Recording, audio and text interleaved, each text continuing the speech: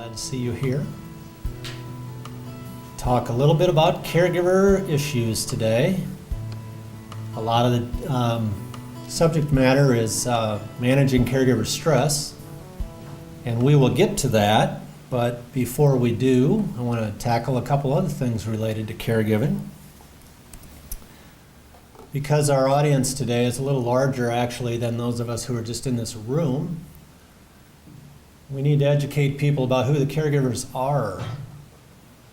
Incredibly, according to the statistic, persons in this country, older persons in this country who need care are getting it from 3 out of 4 families. In other words, if you're an older person and you need care, there's 3 out of 4 families out there who are 3 out of 4 older persons who are depending on their families to provide the care for them. So what that says is that these people are not getting care in institutions.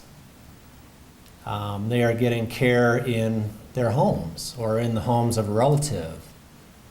And the point of that statistic is that it's a very wide-ranging issue in our society. Who is providing the care for older persons? Those are family members typically. And the next statistic, $306 billion a year. The interesting thing about that is that's the estimated value of the care that you are providing to older persons in this country. In other words, if you were getting reimbursed for your caregiving, it would be worth $306 billion a year to the U.S. economy. That's a staggering statistic if you think about it. And the point being that A, we're doing a lot of in-home caregiving, and B, we're saving the healthcare system a lot of money. What's the problem? The problem is we're not getting much recognition. Kind of doing this, trudging along in isolation.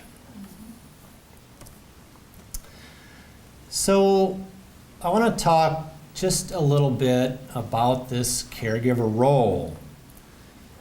I call it the toughest job because of a lot of reasons. And we've just listed 3 very broad ones here. Most people who are providing care are doing it 24/7, 24 hours a day, 7 days a week without a break. Unfortunately, you're, as I said, toiling away in anonymity. Not a lot of social recognition or understanding of what you're going through. You know, and persons that you interact with who do this know, but the average person out there, if they're not engaged in it, it's kind of lost on them. And the problem with that is that because it's not a high-profile type role, we don't allocate the resources that we need to support the caregivers who are doing this very important job and saving our healthcare system $306 billion a year. So people become caregivers for all sorts of reasons. But I want to talk just a few moments about this interdependency that I think creates caregiving. They come to caregiving for all kinds of reasons, but the common thread that runs through it is that we have decided to help somebody else, right? That's why we're doing it. Maybe you are a spouse who is taking your marriage vows very seriously. Maybe you are an adult child who feels that you have an obligation to repay your loving parents for the care that they gave you. Maybe in some instances you are an adult child who didn't have loving parents, but for whatever reason, you feel that it's still your obligation to help see them through this difficult time in their lives. Or maybe you're just a friend or a relative or a neighbor who sees the need and wants to do something about it. So people come to caregiving for all kinds of reasons. The thing I want you to remember is that in your caregiver role, I've run into so many caregivers who are hard on themselves. You're going to have good days, you're going to have bad days, just like everybody else. Try not to be so hard on yourself, okay? I know it's easier said than done. But as I'm pointing out, you've undertaken one of the toughest roles in our society, one of the most underappreciated, and I would ask you to give yourself permission to not be perfect at it, okay? Now, the one thing that caregivers don't try to achieve is they don't do this for recognition. They're not out there saying, hey, look at me, I'm a caregiver. They're just out there toiling away. But throughout this program, I want to encourage you to be aware of what resources are out there. And if you are in a position where you need some help, give yourself permission to get some help. Don't get the help to get recognition, because that's not why you're doing this. Get the help to provide you support to the best that the services can provide support, or get the help to have some other human contact, which is very important. We know about isolation in caregiving, don't we? There's a nice passage in this book. This is a very neat book. It's called Life Gets Better. How's that for a title? By a woman by the name of Wendy Lustbader. It's a book I really like. It's actually a book about aging, successful aging, more than caregiving. But I like this one passage because I think it points to this interdependency that we all have with our fellow human beings to take care of each other. She writes, more than anything else, becoming a caregiver places us in a situation of accelerated awareness of our interdependence.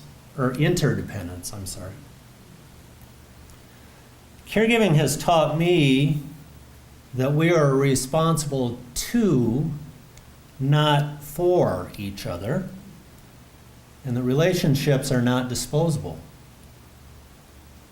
It has allowed me to grow in ways that without it, I don't think I would have grown. And finally, she writes, witnessing a loved one's transition from autonomy into dependence forces us to ponder all of our relationships. Who would take care of me if I became frail? Interesting question.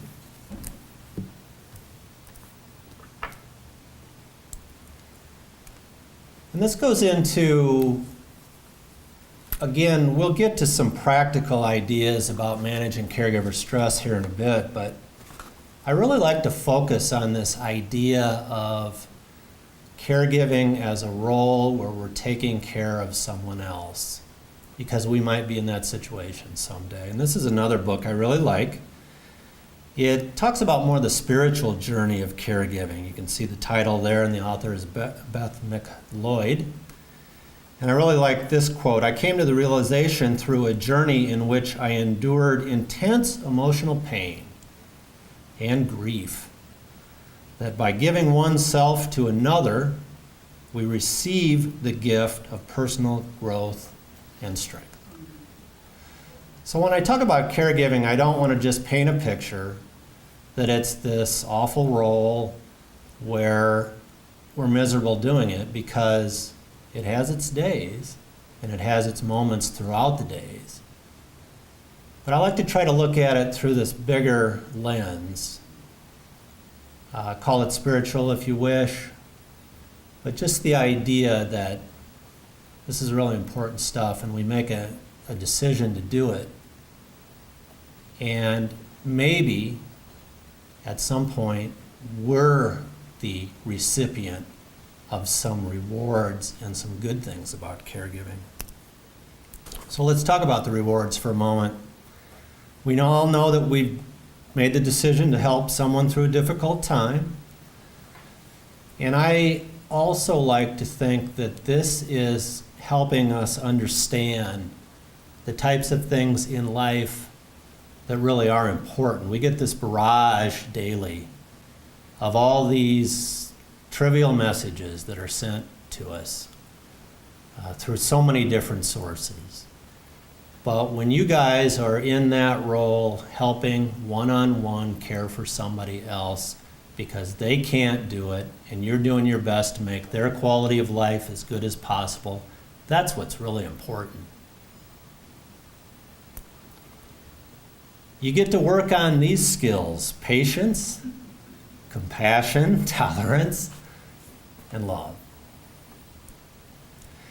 And one thing I will always tell the caregivers that I work with is that this is something that, having gone through this and having done this for another human being, is something that you will always be able to hold on to. That's something that will never be taken away from you. And down the road, I'm pretty sure you're going to look back with a lot of satisfaction and say, I did that, and I did it successfully. And I did it by honoring that person's dignity. Because as you know, that is such a big part of this caregiving role, is you're doing your best to make sure this person maintains their dignity as a human being.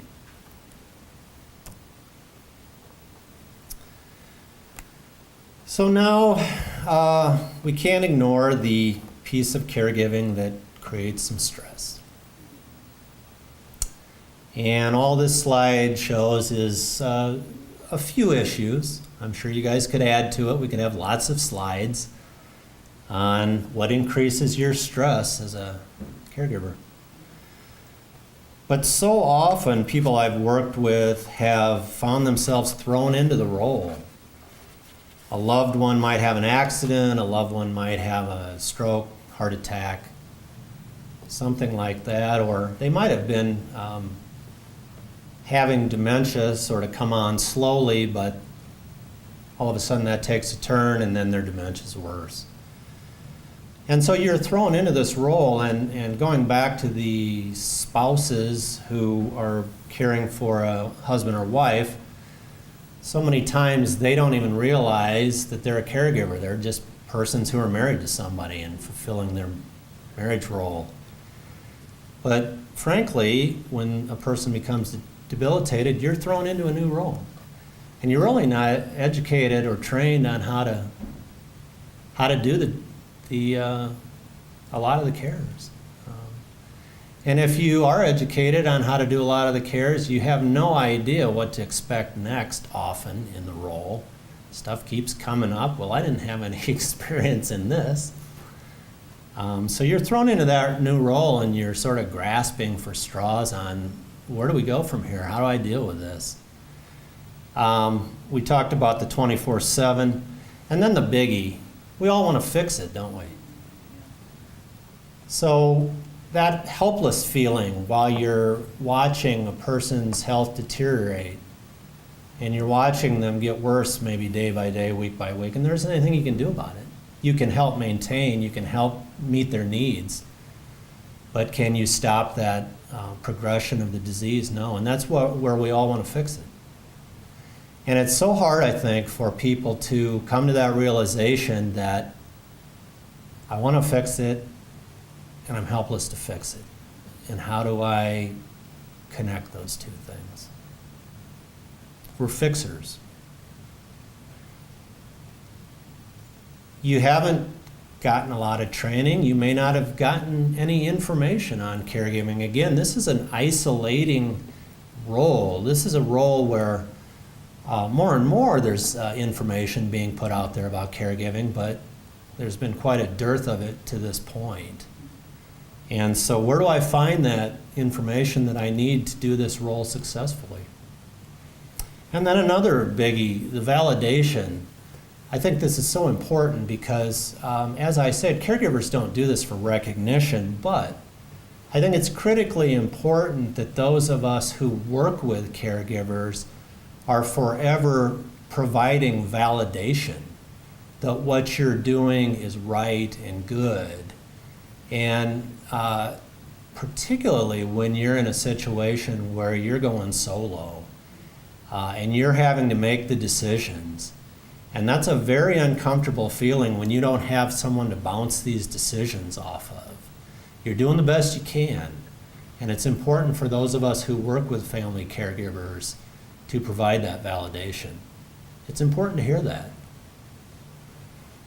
I just put behaviors. I don't know that I particularly like that label, but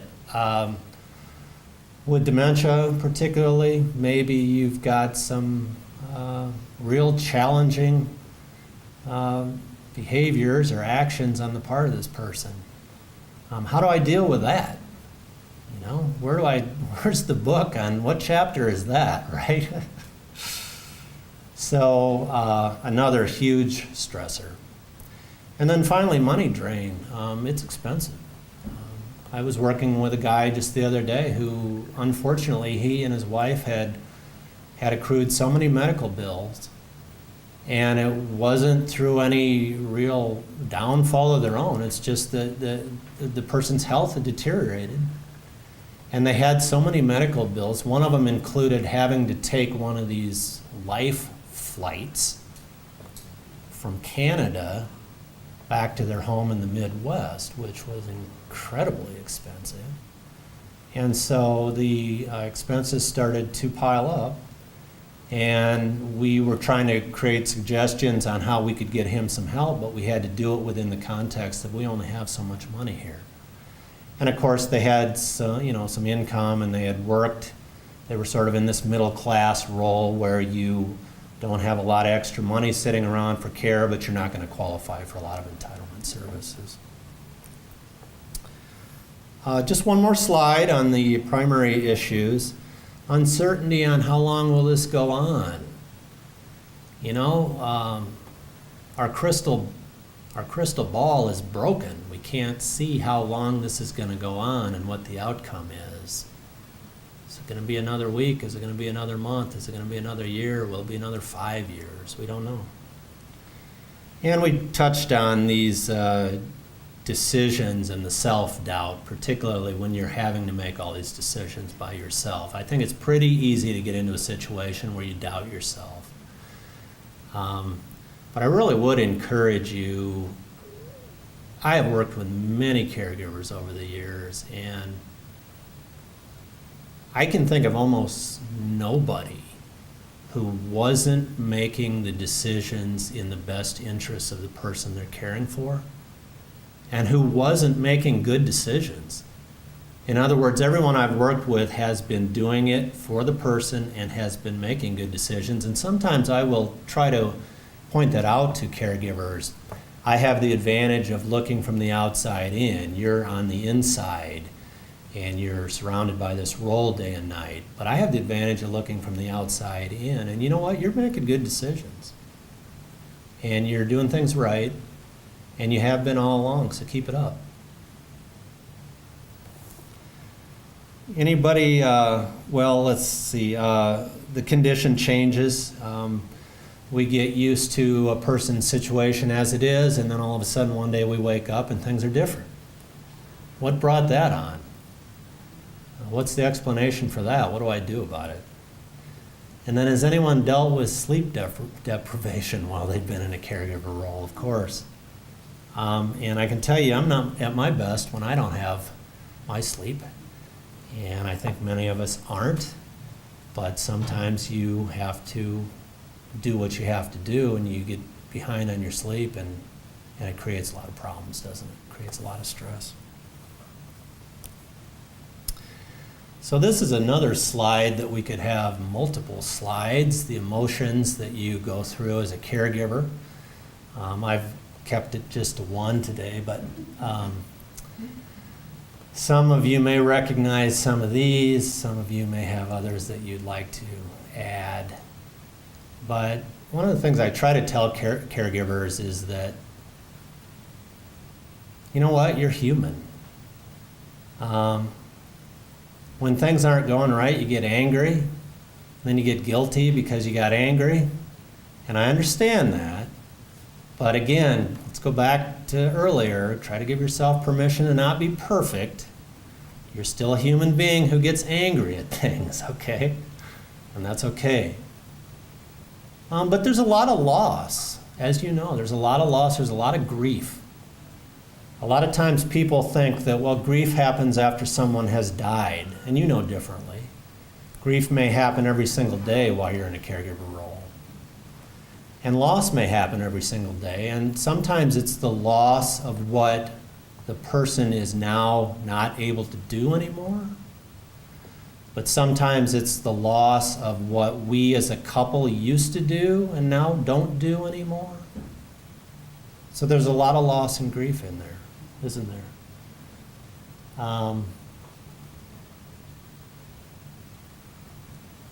And of course the others, as you can see, you're familiar with. The isolation, I would emphasize too. I've been in a lot of situations where I've called on persons in their home who are the caregiver for someone else, and we've just sat at the kitchen table and talked about current affairs, because that's the best relief that they can get at that time, is to have this connection with this other person and just have a normal conversation. So how do we manage stress? I guess that's one of the things that we came here today to learn about. And I'm guessing that a lot of you know these things. I'm guessing that this is just a review for many of you. But I do think it's important to review it. I can't overemphasize how important it is to get that information about the role that you're in. Get the information about the disease that the person has, about some of the characteristics of that disease, about some of the things that you might be able to expect as that disease progresses. And then find those persons who are going to provide that validation for you. We could do a whole nother seminar on family dynamics and persons not supporting caregivers. That's for another day. But if you've got those people who are being judgmental, who are questioning you, I know sometimes we have to interact with those people, but try to stay away from them. That's not healthy. It's not helping you. And they apparently have their own reasons for doing that, which aren't healthy to begin with. Find those persons who do have somewhat of an understanding of what you're going through and talk with those persons and get that positive feedback from those persons. Don't be afraid to tell your story. Again, this is not doing this for recognition. This is not saying, look at me, I'm doing this, but don't be afraid to tell your story. It's an important story. And you need to find that person and that time to relate it to somebody. And don't be afraid that you're wasting their time or you're boring them or whatever. If they truly want to support you as a caregiver, they have the time to listen to your story. And it's an important story. I don't care what it is you're doing. And it needs to be told.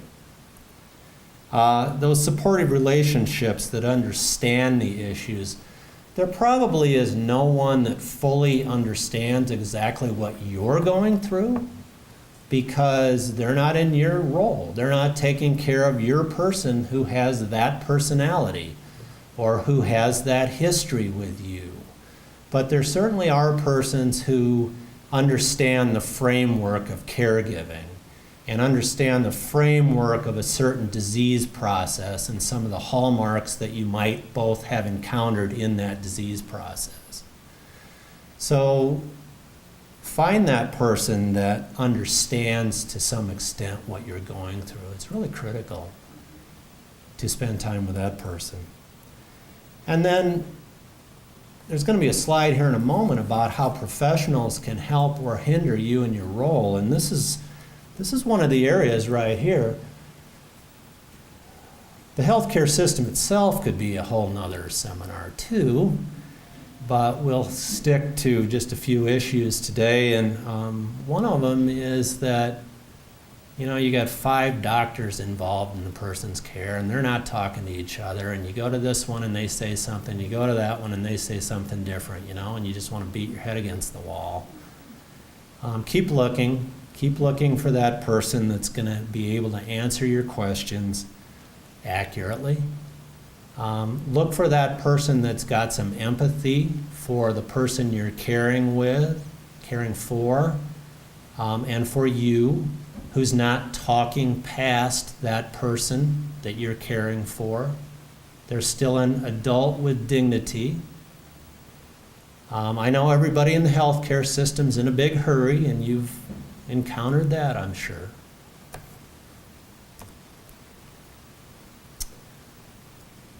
Skills mastery is really important, I think. And when I think about this, I think about hands-on care. If somebody's in bed and you're doing hands-on care, there's techniques. I am amazed. I've worked with nursing assistants over the years in my work with nursing assistants right now. And I am amazed and very appreciative and in awe of how well these people can do their work. They're magicians in terms of turning people, transferring people, getting people clean and bathed and dressed while they're lying on their back. Use those folks. We tell people in hospice, if you want to have a home health aide as part of our team who's coming into your home, let those persons teach you the roles of providing hands-on care. And that's what I think of when I think of skills mastery. There's others. You can also have skills in how to communicate with healthcare providers. There's a whole a lot of other ones too, but that's kind of the one I think of. We've talked about understanding the disease process and what you can expect as time goes on. And then the one that I'm sure you've heard more than any is self-care. And I would be remiss if I didn't bring that up today too, because it's critically important. I know it's tougher to do than it is to talk about. But we've had a couple of folks. I know one person I've worked with has used an adult day center for his spouse to go to a couple days a week, and he's actually gotten a part-time job, a few hours during those days. And it provides him a break, it provides him interaction with the public, it provides him this interacting with other people. And she's in good hands and she's safe. And that's an excellent example of respite. We've had other people who have had family members who are willing to come in and take on the role for a while, maybe friends or neighbors. Doesn't happen all the time, but it does happen. And sometimes a respite may be 2 hours for a volunteer to come in and let you go out for 2 hours. Sometimes it may be to try to get out of town or get an overnight sleep somewhere and just kind of rest, recharge your batteries. Caregivers sometimes, though, are so, they care for somebody else all the time. They don't care for themselves. We set up volunteers for somebody recently, and all they could think of was they felt bad for him because they had to drive 40 miles to come down and be a respite person for him. And I said, don't focus on that. They're volunteers. They're good people. They want to do this. You focus on letting them come down, and then you get out and do some things that you want to do. Resources. The good news is that more and more now there are resources to help support caregivers. When I started doing this kind of role, I think it was 2001, there wasn't much. And about that time, the federal government started to wake up and realize, hey, there's caregivers out there. And they actually started to allocate some money to states to distribute down to local agencies to support caregivers. And now there's more and more. And the good news is there's more and more each day, and there's more recognition each day. Does that mean, you know, at 2 o'clock in the morning when your person is wandering around the house that you're going to have somebody ring the doorbell and say, I'll take care of this? No. We're not there, but there are some. Oh, there's that other one again, not expecting perfection. I keep bringing that up. One thing in hospice that we talk about a lot is caregiver confidence. One of my roles as a social worker is to go in to a family's home after they've been admitted to the hospice program, because those first few days are very chaotic. You may have just received bad news. At a minimum, you're switching gears into a whole new situation. And you're starting to get people calling and people coming to your home that you've never met before. And it can be very chaotic. And one of the things I like to do is sit down 2 or 3 days after all this has started and just find a quiet time for that caregiver, find a quiet place, and say, okay, I know we're in here now. There's been a lot of information given to you, which if you're normal, you've retained about 10% of. How's it going? How can we meet your needs? How can we meet the person's needs you're caring for? And really try to do that one-on-one with them instead of just add to the frenzy of, here, I'm another person. Okay. So in terms of caregiver confidence, I want to talk to them about some of the things that we're talking about today. I want to try to assess what their specific needs are in that situation and see if we can connect a resource to that need. Simple empathy goes a long ways when you're dealing with persons who are in this role. If you can convey to them that you truly do care and you truly do appreciate what they're doing. And you shouldn't be working in a role where you're supporting caregivers if you don't, because that means you don't understand what they're doing and you don't understand the magnitude of what they're doing and the importance of what they're doing. And this tricks of the trade is kind of what I was talking about with the home health aides, and sometimes you do return demonstrations, maybe that's how you learn. I'm going to show you how to turn this person in bed, and then I want to ask you to return the demonstration. You do it a few times and you feel more confident doing it. We try to provide a education or a teaching role too. It doesn't do any good if we come in for an hour visit and do all this stuff and never tell you what you're going to do for the rest of the 23 hours that day, right? Okay. Respite really does work. Try to find that strength within yourself to allow somebody else to come in and take that role. I know I've worked with a lot of people who say, well, they can't do it the way I do it. Well, that's true. But it's still going to get done, and it's still going to get done well. And I know that guilt comes into play, but I've never been in a situation where somebody has taken some respite and their absence has caused some very significant problem. When I talk about a balance, I really do mean the balance between your needs and the needs of the person that you're caring for. Again, this is easier said than done, but just finding that time to get a respite volunteer in there, or some other person, some other situation like adult daycare or something like that, where you might get out and do that walk around the block with a neighbor. So hard to ask for help, isn't it, if you're in this role? You feel guilty if you ask for help. One thing we tell persons who are trying to reach out to caregivers, don't just say, well, give me a call if I can do anything. That doesn't help anything. Because you know what? Caregivers won't give you a call.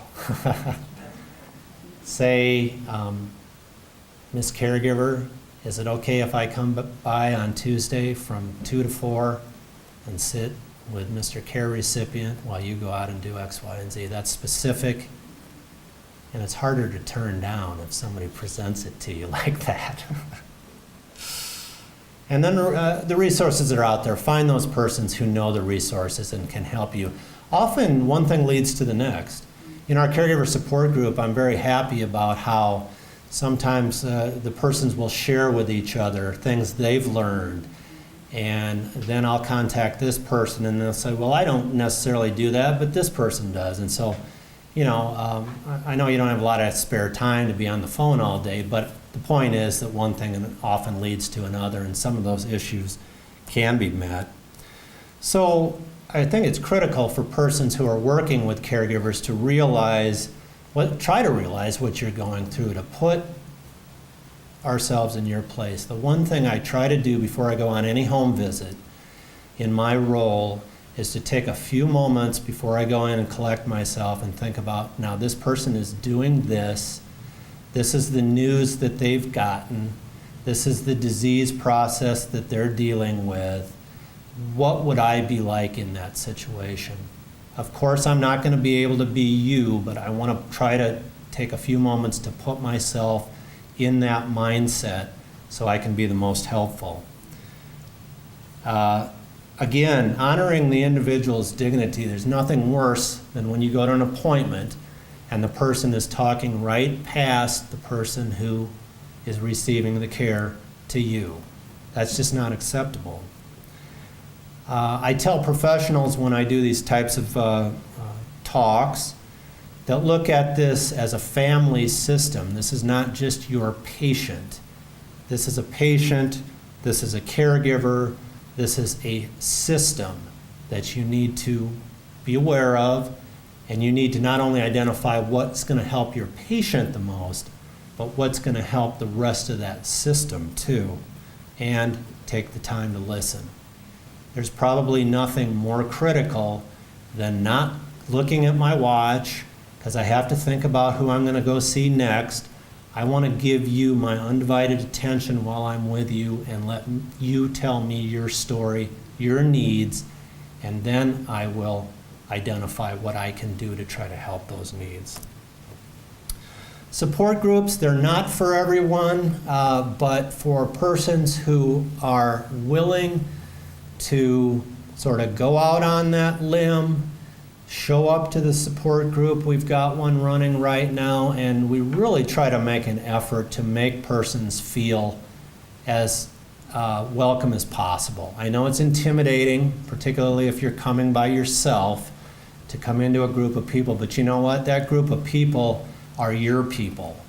Once you get through that door, they are going to be providing this empathy and this validation and some information for you. So if that's your thing, that's where people understand. And really the benefit of it is not just emotional, but it's very practical. You can learn some very practical information on how to help your situation. So these are just a couple of places. I often have people say, well, I didn't even know where to start. So maybe your physician's office or the hospital social worker. Each state has a Department of Aging, and the way aging services are organized is that it's at the state level, and then it's at the regional level, and then it's at the local level. So that's what this slide talks about, because you'll get the state, and then you'll get Heritage, which governs 7 counties in eastern Iowa, but then you'll have local agencies in your community to help share what the resources are. And this is just a neat quote out of one of my favorite singers' songs, Greg Brown. I just think it says a lot. So I want to thank you again today, and I will be happy to answer any questions. Talk about whatever's on your mind. If it didn't sound like it made a lot of sense, tell me and I'll correct it for my next presentation. Thanks.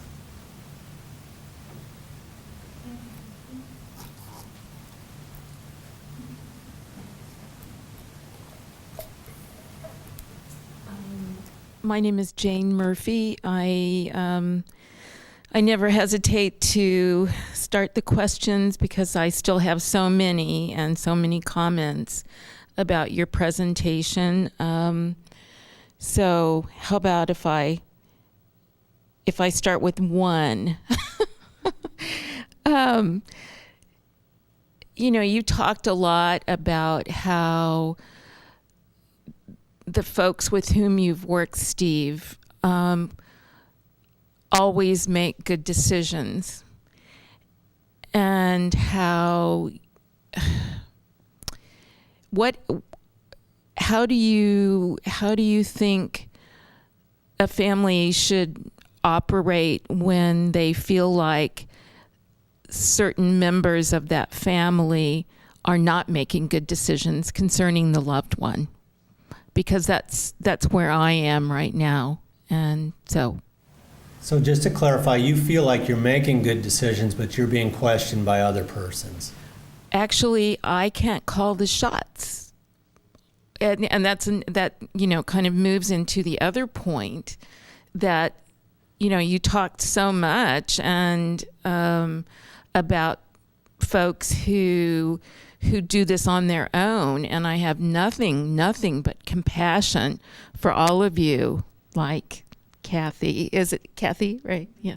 But I am one of 5 siblings trying to take care of our dad, and his second wife has 5 children. It makes it very, very complicated.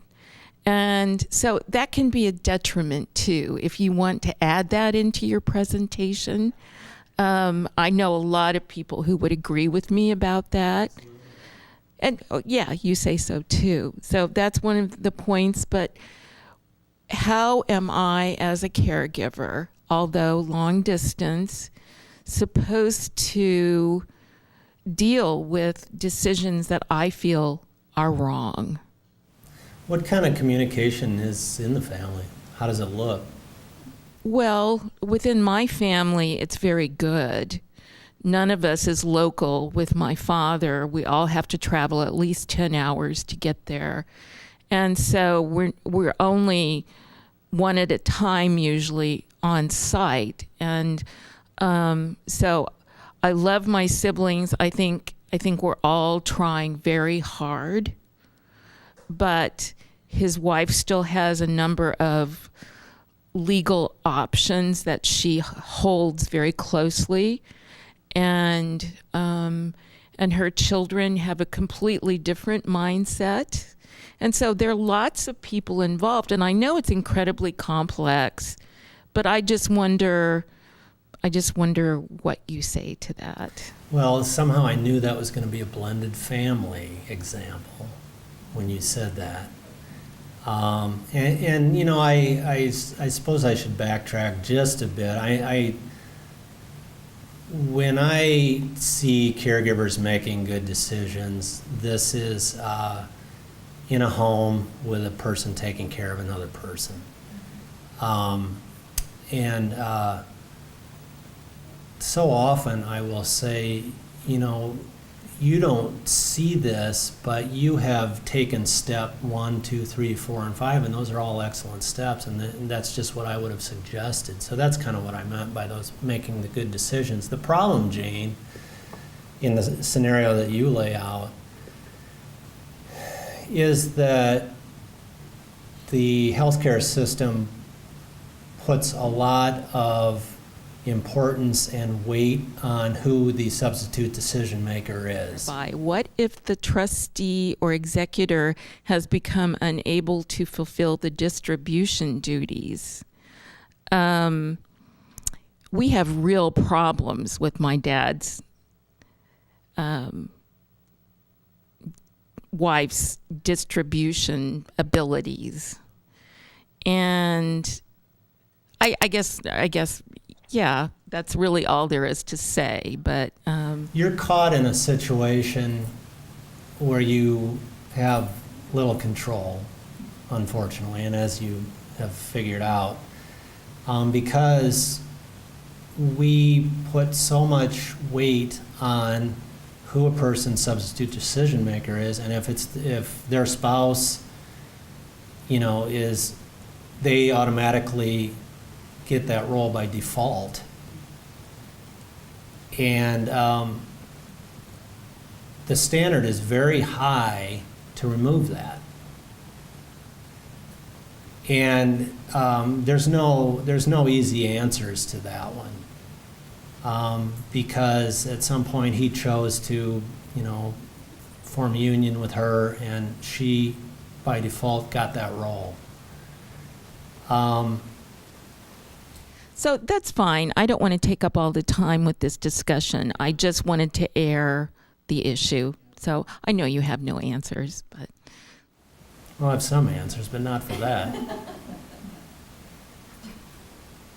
My name is Pat Harney, and Steve, I had talked to you many years ago. My husband had a severe stroke and a mild heart attack in '93. But what she's saying about her siblings, I could relate because Bill and I both had lost our spouses years ago. So we had 8 children between us. So when it came time for him, he was in a nursing home for 14 years. And he passed away in '07. But I'm saying that when it came time for him to come home on visit on the weekend, I had a hard time getting all of the kids to participate and help me at home because he 5'11", 200 pounds. I cannot lift him up and down and out of bed. So we needed at least 2 children there to help. But all 8 of them did not help. And I just think, well, this is your dad, guys. Wake up. Well, the excuse was, I got to work this weekend. I got to do this. I got to do that. And I thought, I was working on the weekend, too, at the Holiday Inn in Little Manna. But someone had to be there, Bill, during the daytime. And I was putting in 7, 8 hours in housekeeping. Then come home, fix supper, and then he comes home like Friday night, and he stays Saturday night, and I take him back to Wellman Sunday. No one offered to drive him back to Wellman.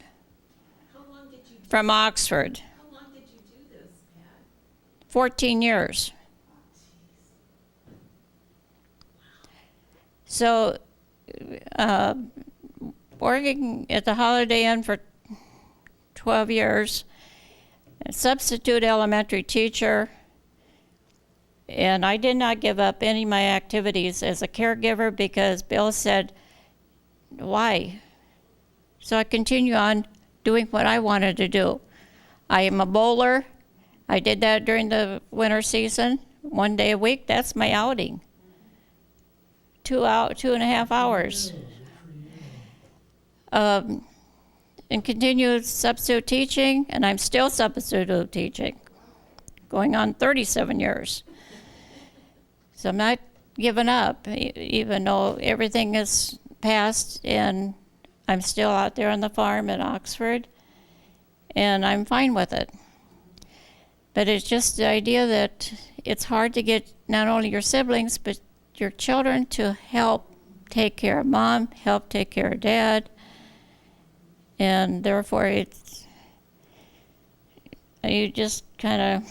Well, my experience with that, Pat, is, and like I said, family dynamics is a whole different seminar, but the thing is, everybody has a choice to make on whether they're going to be involved or not. Yeah. And you know what? If they're not going to be involved, what can you do about it? You can't do anything about it. So what I have suggested to caregivers is to, I know it's frustrating, and I know it makes you angry, but put that energy into figuring out what you're going to do without them. Because I have never seen someone who has been in this situation who's decided not to help, turn around and then help. And it just got to the place the word decision was a dirty word. Because trying to find a nursing home is like pulling teeth. It's very hard. And when he was from here, Mercy Hospital in Iowa City, then went to Yonker Rehab in Des Moines, and then 3 months passed, and then tried to get him in a nursing home. I shopped around and I couldn't find anything closer to home, but the doctor in Des Moines got him in Grinnell, 50 miles from home. And I went up there every week and spent practically the entire day with him. And then he did come home on visit too. But then it got to the place, well, He's been there 7 months now. We're going to have to shop around. And so it was just decision making, and I just hate that word. You hate it. But I found a place closer to home, 18 miles. You actually have a success story. Yes, and I have told people about it, and support group, I'm all for it. And you made it work. You found out what the hurdles and the challenges were, and then you made it work. And so the support group, and you talk to somebody else who's going through this, talk. Because they will understand what you're saying, just like I'm understanding what you are saying. But you were saying it was your siblings. I was comparing it with the children. So compare and talk to people that are going through it now. Don't hesitate. You know, the other thing, that sort of the bigger issue there, and this is not an excuse, but sort of the bigger issue, I think, is that people grieve differently. And sometimes family members are grieving, and this is how they choose to display it. So it doesn't make it any easier. Steve, you might just on what Pat said, talk about the caregiver support group, just so the rest of the audience knows there's this resource out there. Yeah, the first and third Wednesday of every month at the Johnson County Fairgrounds, the ISU Extension building down there. We have a nice group meeting, and myself and Jeff, who is the director of Pathways Adult Day Center, are the facilitators. And Jeff has graciously offered the facility free of charge for the person who is receiving the care while you attend the support group. And we would certainly welcome you and would love to have you. And I can tell you that this group has wonderful chemistry. And there's some wonderful group members in it. And we actually spend a lot of time laughing, which may sound kind of odd, but you need that. And you need it badly. And I think, it can be that respite in it, and there's a little humor in there. And one of the members last time brought some items to the meeting that she had discovered that helped her help her husband eat better. It's on the plate, you can put a tray on the back and certain utensil modifications that have been made. And she just brought those and showed the other caregivers because her issue was trying to keep the food from being all over the place. And so there's an educational component to it also. And it lasts for an hour and a half, from 1 to 2:30 on that first and third Wednesday.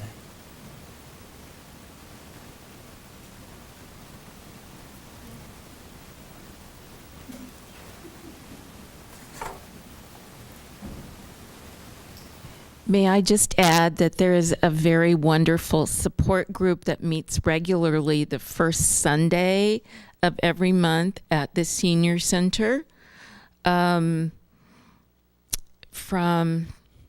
12:30 until 2. I think that's the regular time. It is under the auspices of the Alzheimer's Association. And it is specifically for dementia patients. I don't know if everyone here is dealing with dementia issues, but that's the first one I went to, and I find it invaluable. Thank you for mentioning that, because my friend Barb Faust is one of the facilitators for that. That's an excellent group too.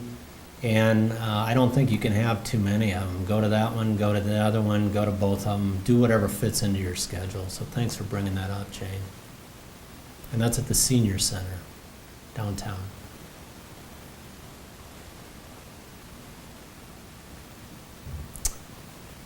Okay, well, thanks again for coming out today, and let us know how we can help.